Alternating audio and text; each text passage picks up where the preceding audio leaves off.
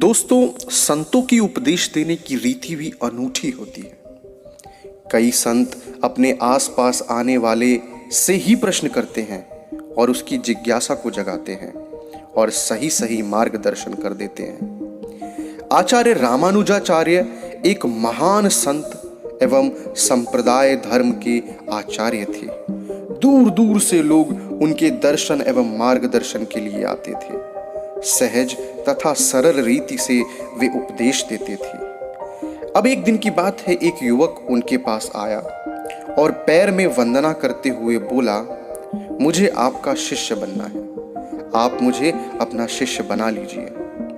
अब रामानुजाचार्य ने कहा, तुझे शिष्य क्यों बनना है? युवक ने कहा, मेरा शिष्य होने का मतलब तो परमात्मा से प्रेम करना है। तब संत रामानुजाचार्य ने कहा, इसका अर्थ है कि तुझे परमात्मा से प्रीति करनी है, परंतु मुझे एक बात बता दे, क्या तुझे तेरे घर के किसी व्यक्ति से प्रेम है?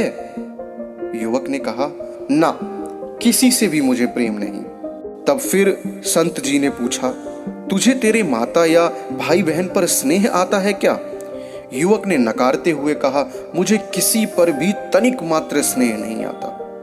पूरी दुनिया स्वार्थपरायण है, ये सब मिथ्या माया जाल है, इसीलिए तो मैं आपकी शरण में आया हूं। तब संत रामानुजाचार्य ने कहा, बेटा, मेरा और तेरा कोई मेल नहीं, जो तुझे चाहिए वह मैं नहीं दे सकता।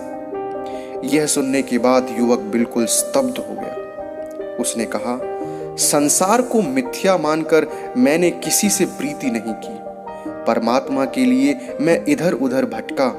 सब कहते थे कि परमात्मा के साथ प्रीति जोड़ना हो तो संत रामानुजाचार्य के पास जा, पर आप तो इनकार कर रहे हैं। संत रामानुज ने कहा, यदि तुझे तेरे परिवार से प्रेम होता, जिंदगी में तूने तेरे निकट के लोगों में से किसी से भी स्नेह किया होता, तो मैं उसे विशाल स्वरूप दे सकता था।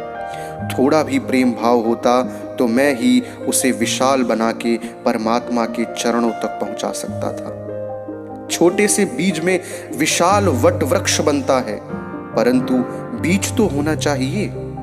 जो पत्थर जैसा कठोर एवं शुष्क हो, उसमें से प्रेम का झरना कैसे बहा सकता हूं? यदि बीज ही नहीं तो वट वृक्ष कहां से बन सकता है? तूने किसी से प्रेम नहीं किया तो तेरे भीतर परमात्मा के प्रति प्रेम की गंगा कैसे बहा सकता हूं मैं? कहानी का सार ये है कि जिसे अपने निकट के भाई बंधुओं से प्रेम भाव नहीं, उसे ईश्वर से प्रेम भाव नहीं हो सकता।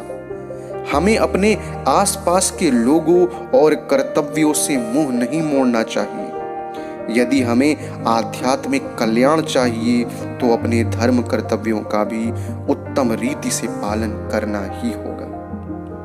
तो दोस्तों, इस कहानी में इतना ही। अगर आपको हमारी कहानी अच्छी लगी तो प्लीज़ कहानियों का ढाबा चैनल को सब्सक्राइब कीजिएगा और वीडियो को लाइक कीजिएगा। हम आपके लिए ऐसी ही ज्ञानवर्धक कहानियाँ सदैव लाते रहेंगे।